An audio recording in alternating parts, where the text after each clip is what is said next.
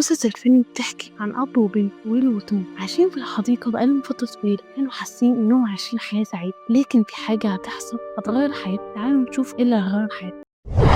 بيبدأ الفيلم بأب وبنت عايشين في الحديقة لوحدهم، مفيش حد معاهم. بيهربوا من القلق والخوف، بيقرروا يعيشوا لوحدهم، بيبتدوا يعملوا كل حاجة بنفسهم عشان محتاجوش المساعدة. البنت توم بتساعد إنهم يولعوا النار، يبتدوا ياكلوا كمية بسيطة من الأكل عشان يكون عندهم أكل كفاية. توم بتزرع حاجة عشان يكون عندهم أكل كتير. بعدين توم بتساعد باباها إنهم يعملوا خيمة عشان يناموا فيها، وكمان بتساعده يغسلوا المكان علشان المية ما تجيش عليه. بتشوف توم حراس الغابة هما بيصلحوا حاجات في الحديقة. توم خايفة إن حد من حراس الغابة يشوف الأب بيحاول يولع النار، لكن توم بتقول ممكن نستخدم البوتاجاز عشان أنا عايزة أكل. بابا بيقول لها متشغليش البوتاجاز عشان مفيش غاز، لكن بترد عليه أنا مش هقدر أتحمل القطع دي. في الآخر الأب بيشكرها على الأكل، بيدربها إن مفيش حد يشوف. هما الاتنين بيكونوا نايمين في الخيمة، لكن الأب بيصحى من كابوس وحش. توم تقدر تتكلم مع بعض عن بعض، تقول له أتمنى لو أشوفها تاني. يرد ويل أنا كمان أتمنى لو أشوفها تاني. قد إيه هما حياتهم في نظر الناس دي ده مش مكان يعيشوا فيه، بس رغم كده فرحانين. لكن توم بتكون مفتقدة أمها أو إنها نفسها تشوفها مرة واحدة. تعالوا نكمل. بتلاقي سلسلة وإنها عايزة تاخد السلسلة دي،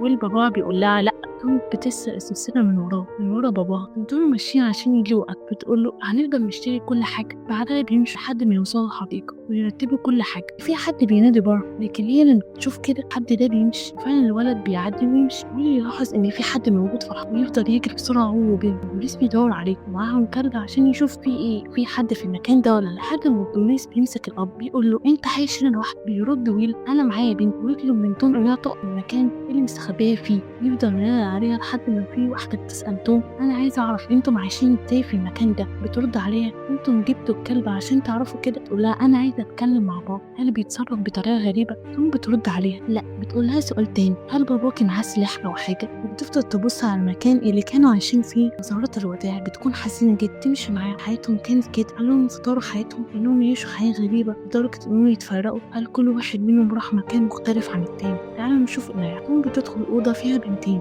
البنت بتقول لهم انتوا بتعملوا ايه؟ بيردوا عليها احنا بنعمل صورة للمستقبل. البنت بتسأل توم انت بتعملي ايه؟ بترد عليها انا المفروض ما اكونش هنا، لكن هم جابوني هنا. البنت تقدر تقول لتوم انت كنت عايشة فين؟ بترد عليها انا كنت عايشة في الحديقة انا وبابايا. البنت بتقول لها طيب هو باباكي فين؟ بترد عليها هو اكيد هيجي وهنمشي سوا. تعالوا نشوف ايه اللي هيحصل بعد. بنروح لتوم وهي بتعرف تحل كل حاجة، وكمان بتعرف تقرا رغم انها مش في المدرسة. مع ذلك هي متفوقة. الموظفة بتقول لها مين علمك تقول لها بابا هو علمني كل حاجة. تفضل تقول لها انت مستواكي عالي جدا، المفروض تكوني في مدرسة كويسة. توم بتقول لها انا ممكن اشيل بابا ولا لا. اوعى تهرب من حاجة حصلت في حياتك تحس انك صح، لكن بعد كده ممكن تحصل حاجة تخليك تغرق انها حصل، ويجي كل صعوبات في حياتك مهما حصل. بعدها في واحد بيطلب من باباها انه يجاوب على اسئلة معينة. الموظفة بتسألها سؤال جاوب عليه، لكن في اسئلة مش عارف يرد عليها. بتقول لها الموظفة انت حاسة انك عايشة في امان مع باباكي؟ بتقول لها ايوه. طب بتقول لها باباكي بيجيب لك كل حاجة هو حتى معهوش؟ تقول لها ان مش جريمة انكم ما عندكوش بيت، الجريمة انكم تعيشوا في مكان معروف والناس كلها بتيجي. في الموظفة بتدخل وتلاقي ويل حزين ومتضايق. تقرر تسأله اسئلة جديدة. انت فخور ببنتك؟ بيرد عليها ايوه طبعا فخور بيها. بتقول له هل انت عايش علشان تحقق اهدافك ولا عايش كده وخلاص بدون معنى؟ الموظفة بتقول له احنا لقينا مكان كويس عشان تعيشوا فيه. بيرد ويل عليها احنا عايزين نرجع لحطهم. اول ما بتشوفوا بابا بتجري عليه وتحضنه انها مش عايزة تسيبه تاني. فعلا بيروحوا عشان يشوفوا بيتهم الجديد ويوصلوا ويتعرفوا على ورد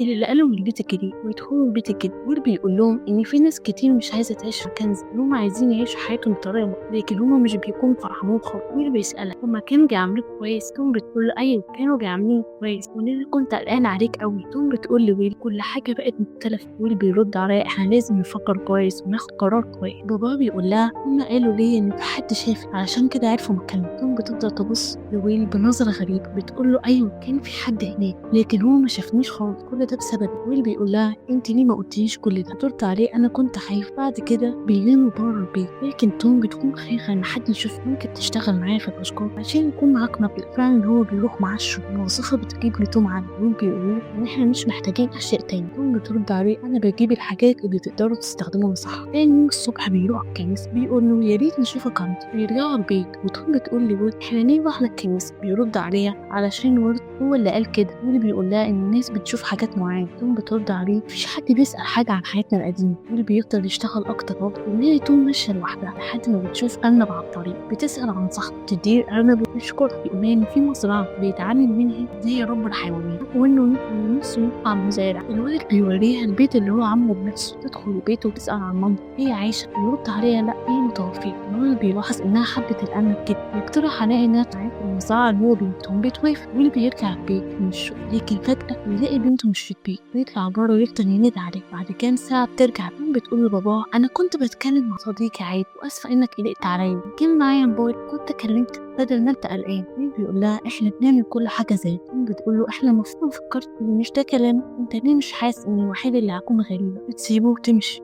بتروح مكان الأرانب وتشوف الناس إزاي بتتعامل مع حيوانات موظفة، وتروح لبيت تديله أوراق وموبايل عشان لازم يعرف يتواصل معاه، وبتسيبه وتمشي. السؤال هل العقل بتقدر تمارس حياتها الجديدة عادي ولا عايزة ترجع مكان تاني؟ أب حابب يعيش في مكان هو وبنته لوحده، مش ناس ولا أي حد، لكن توم رأيها مختلف، إنها عايزة تعيش حياتها الجديدة وتتعلم، إنها حبت الحيوانات جدا من أول مرة. تعالوا نشوف إيه اللي عايز. الأب بيشق حصان، بيفضل باصص على الحصان لأن أول مرة يشوف حاجة زي كده. ويل بيكون متضايق جدا، مش عارف ليه متضايق، لأنه كان في الحديقة عمره ما كان متضايق. ويل في حياة تانية، فكر حياته القديمة دي، مقدرش ينسى ويستقبل حياته الجديدة بكل فرح. بعدين ويل بيصحي بنته، بيقول لها إحنا هنمشي. توم بتكون مستغربة ليه إحنا هنمشي، فعلا بيمشي. توم متضايقة ومش بتتكلم مع ويل لحد ما يوصل الحديقة. تكون مستغربة ليه سيبني بيتنا وجينا هنا تاني. بتفضل توم بتقول لويل ليه ما حاولتش تعيش هناك، ليه عشت في الوحدة والقلق؟ طيب لما الناس تعرف إن إحنا مش هنا. ويل بيرد عليها الناس دي كانت هتفرقنا أنا وأنت، مش هنشوف بعض تاني. بيكون راجل عايش في الغابة، بيقول له أنت رجعت ليه؟ من ساعة ما مشينا شرطة الغابة بتكون موجودة كل يوم. ويل وتوم بيمشوا لحد ما يركبوا. توم بتقول لويل ليه بنعمل كده في حياتنا، احنا المفروض نرجع بيتنا تاني. ويل بيكون مش عارف يقول لتوم ايه، بيقول لها ايه،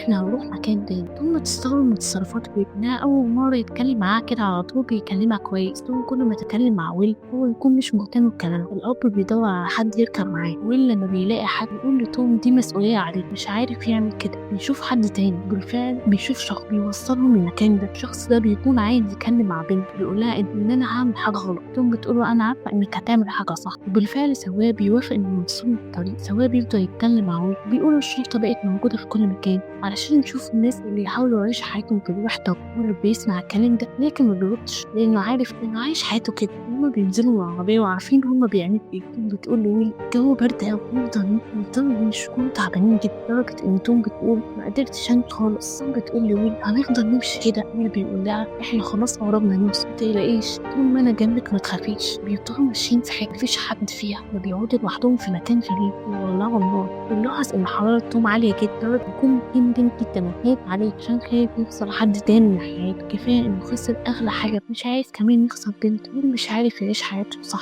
بيرجع لطريق الضلمه والقلق. هل هيرجعوا لحياتهم الطبيعيه ولا لا؟ تعالوا نشوف. يوصل للنوم عشان يقدر يمشي. ويل بيولع النار لبنته عشان تتدفى من البرد. توم وهي في حضن ويل بيدور على أكل، إنهم مش عارفين ياكلوا إيه. فعلا بيلاقوا أكل. بتقول لويل أنت نفسك تبقى على الحديقة تاني؟ ويل لأ، بيرد عليه ويسألها نفس السؤال. ليه الراجل ده لما أي حد بيسأله على حاجة من لأن في حاجة منعاه إنه يرد على حد، حتى بنته ما يردش عليها. تفضل توم تقرا ويل معاها ما يسيبهاش لوحدها، يقول لها إحنا هنمشي لحد ما نوصل الجسر. أنا همشي لحد ما أوصل الجسر. ويل بيفضل يقول لتوم حاولي ما تشربيش مية كتير عشان مفيش مية كتير. بيسيب بنته لوحدها، يكون خايف عليه. ويل بيعرف إن الحل الوحيد إنه يسيب بنته لوحدها. سؤال هل الأب ده هيسيب بنته لوحدها ولا هيرجع تاني؟ ليه ورش الجسر. تعالوا نكمل. بتفضل قاعدة في البيت لوحدها، بتقرا كلام الموظف.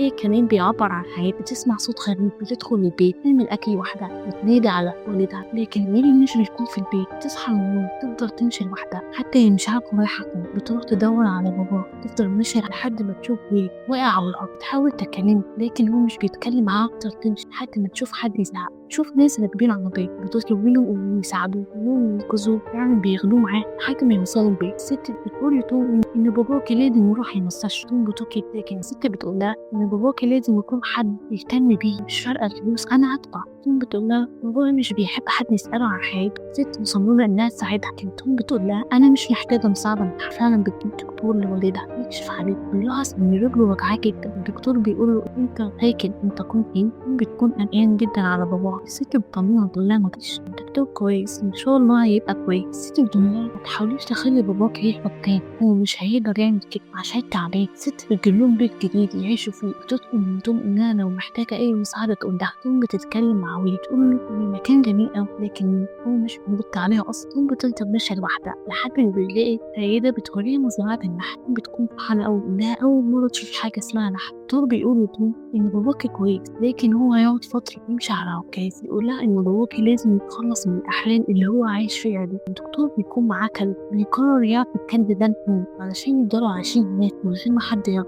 لكن توم بترفض تاخد الفلوس. يقول لها حاولي تعملي أي حاجة المهم نكون عايشين هنا. توم بتوري لباباه مزرعة النحل، بتقول له النحل عمره ما خاف أبدا. بيرجعوا البيت. توم بتكون عايزة تتكلم مع ويل إنها دفعت مبلغ من الفلوس عشان يفضلوا ساكنين هنا. ويل بيقول لها انت المفروض كنتي تعملي كده اصلا. بتقول له ان هي اجرت المكان ده عشان يعيشوا فيه. ويل بيفضل ساكت مش بيتكلم خالص. بيقرر يلم كل حاجته علشان يمشي من هنا، لكن توم بتقول له انت المفروض تستريح اكتر من كده علشان انت تعبان. توم بتقول له انا مش همشي من هنا، انت هتموت لو مشيت، مش ده هيحصل. بتقول له الناس بتعيش حياتها واحنا ليه ما نعيش ازاي. وهي بتمشي فعلا مع باباها في الاول لكنها بتكون عايزه تروح. هتقول له لو عايز تقعد اقعد. توم بتحس انها مش هتشوف تاني. توم بتديله السلسله اللي كانت معاه عشان يفضل يفتكرها بيها. الاب بيفضل يعيط هو وبنت. توم بتمشي لوحدها ويفضل ويل يبص عليها هو حاسس انه مش هيشوفها تاني، لكن مرة بتكون عارفه رايحه كل واحد فيهم ياخد طريقه ويسيب التاني. اوعى تكون فاقد حد عزيز عليك وفي الاخر تفقد الامل كده. تكون مش عارف هتعمل. تقرر تسيب الدنيا كلها وتعيش لوحدها. توم كانت بتحب الحديقه جدا لدرجه انها كانت اغلى مكان عليكم، لكن توم عاشت حياه جديده. قررت انها تسيب باباها وتعيش حياتها لوحدها لدرجه ان باباها في الاول خسر سمكته خسر مراته، لكن بعد كده ما سمعش كلام بنته وقرر يعيش لوحده. الانسان لما بيفقد حد عزيز عليه